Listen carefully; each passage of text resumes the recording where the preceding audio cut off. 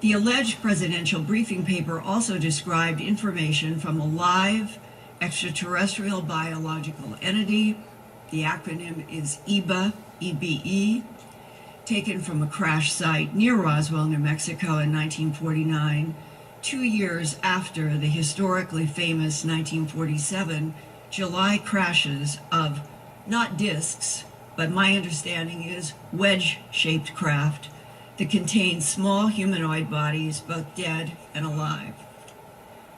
I was told that one of the first scientists brought in on autopsies of dead alien bodies was a herpetologist who studies snakes and reptiles.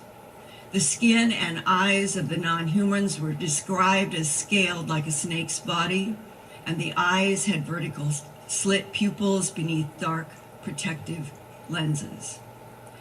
Since April 9, 1983, I have witnesses and physical evidence that support that alleged presidential briefing paper shown to me at Kirtland Air Force Base, and I have been reporting about the hardest facts and evidence that I have been able to muster as an investigative reporter since then, for television, for radio, and for books that I have done. Today, on April 29th, 2013, 30 years later, as a longtime TV producer and investigative reporter who produces the science and environment website earthfiles.com and also reports monthly for Premier Radio Network's broadcast of Coast to Coast AM in Los Angeles, I can, before you today, assert that the pressure of facts accumulated from military and intelligent eyewitnesses, from ranchers and pathologists, from pilots and astronauts, from fellow human experiencers in the UFO abduction syndrome, and from leaks by scientists and computer experts who have worked on back engineering extraterrestrial technologies extracted from non-human craft. There is no doubt that the United States government since World War II and the FDR and Truman administrations has known about the extraterrestrial interactions with Earth, and that their policies of denial in the alleged interest of national security are still in effect.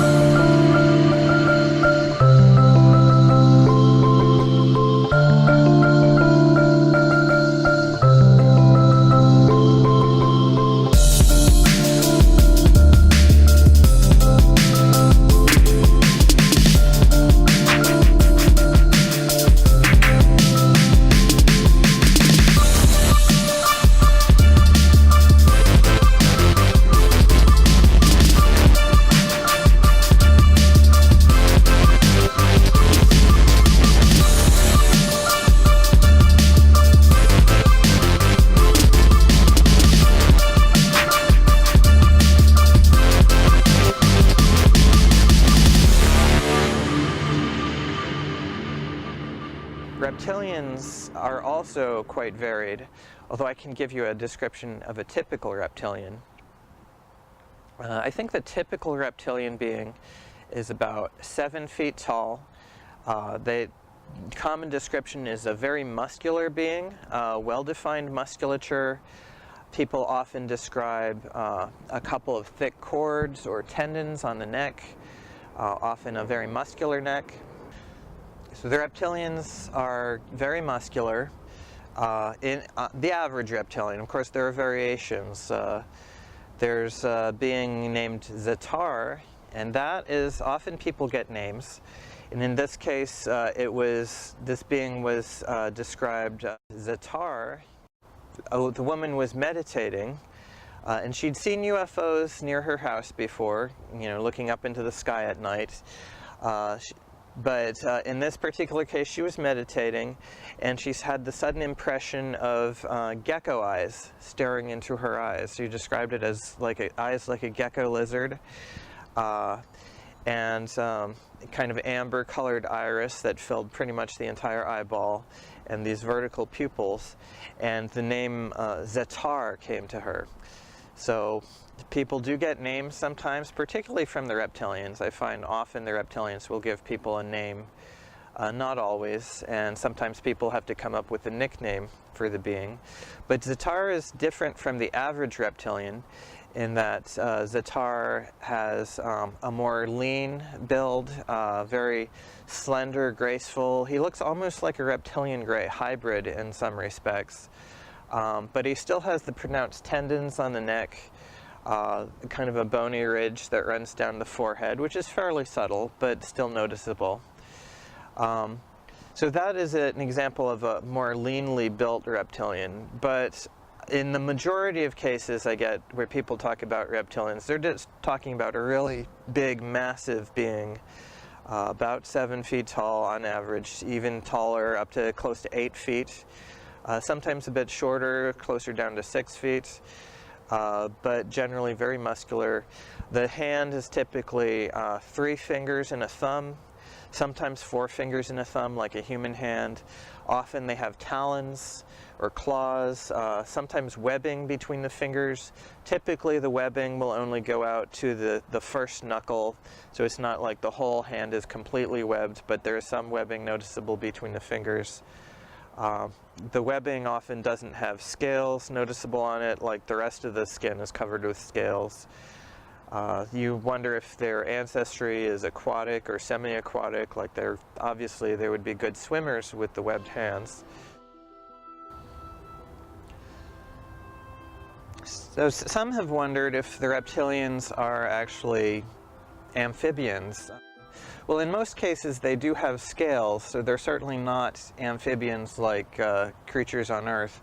There are some reports of reptilians that have a smooth skin without scales or just with patchy scales, but they still have that general reptilian or lizard-like appearance, and so we still call them a reptilian. In the cases of the ones with the more amphibian-type skin, people have even described a moist-looking skin, as if there is a skin secretion of some kind, like an amphibian. Those types are less common, though. Most of them have the dry skin with scales, and they can be really beautiful. The scale patterns, the color variation, the texture. Often the scales are described as smooth. Typically, they're described as kind of lizard-like. Sometimes they overlap at the edges like snake scales, and I've asked people for details on the scales. I always ask lots of questions to bring out as much detail as possible about what the beings look like. Sometimes I repeat the same question or rephrase it in order to test the person's memory. Not that I would question their memory. My goal is not to prove the reality of the experience, but just to document the variations and the details of it. The experience is what it is, and I have to adapt my investigative strategy to work with that.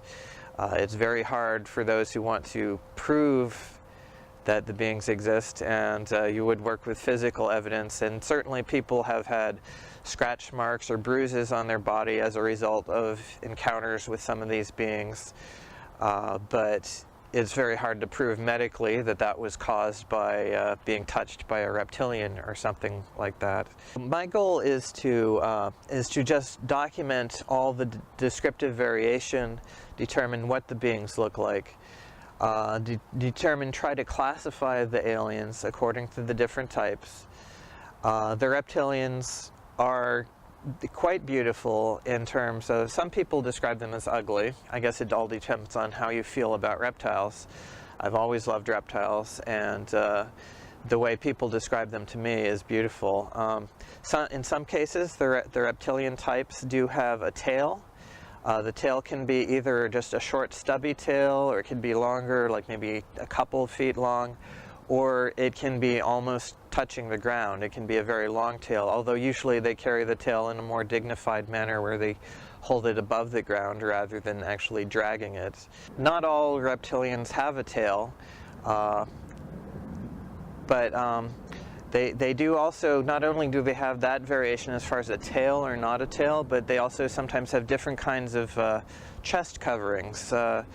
Often people will describe the chest as basically the same type of scales that they have over the rest of the body. In some cases, though, people describe something that resembles a turtle shell, or what would be called a plastron, or you could call it a carapace or a breastplate, but it's like a natural armor which covers the chest, and it looks very tough, like it would protect the chest from any kind of impacts or aggression. And it is said that the reptilians are of warrior ancestry. And then in some cases they have a chest that's covered with wide horizontal scales, ventral scales or scutes, which would be similar to what you see on the belly of a typical colubrid snake, like even a familiar garter snake. They have those wider scales that go across the chest. In the case of the ones with the armor on the chest, often it will grade towards maybe smoother, kind of flatter, softer scales down lower on the abdomen, or it might cut off sharply where it's just a very hard piece, single piece over the chest, and then and it just like down as you get near the waist, it just there's the edge of it, and then it goes back to the normal skin. The reptilians do not have external genitals. People are always interested in this, but typically the genitals are stored within a pouch or a slit of some kind that opens up when needed. In the early 90s, John Carpenter described, in documenting, and Linda Moulton Howe to some degree also talked about the reptilians, both well-known researchers in the field of alien abduction. They talked about situations where people reported being raped by the reptilians. And while those situations do occur, I've talked to people who've had that experience, and it is real and it is traumatic and it does leave the physical marks. There are also a large number of cases where people have had positive or neutral experiences with the reptilians, and not every sexual encounter with a reptilian is rape. In fact, sometimes it is lovemaking. And the reptilians, they're telepathic. They can communicate extreme love to a person. The interactions with the reptilians are not always sexual, although, that is something people often talk about. But that's really just kind of a side issue. They can be teachers. They can be kind of partners, protectors.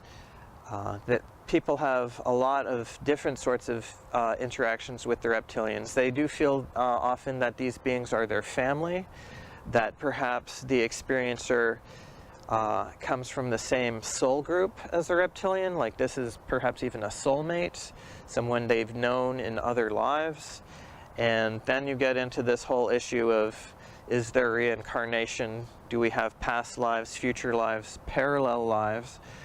And this is an important aspect of the alien encounter phenomenon, and I think it is something that has to be acknowledged as an experience that people have.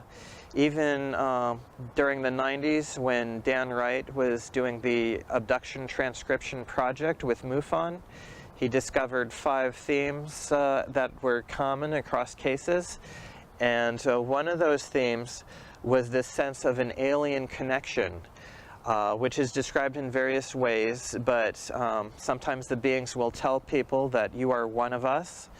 Now, certainly you have to consider the possibility whether the beings are just saying this as kind of a ruse to get the person to go along with them. But I've talked to so many people now who not only have been told that, but feel it deeply, and through their own dreams and coming to recognition of their past lives, they realize that yes, they are working with these beings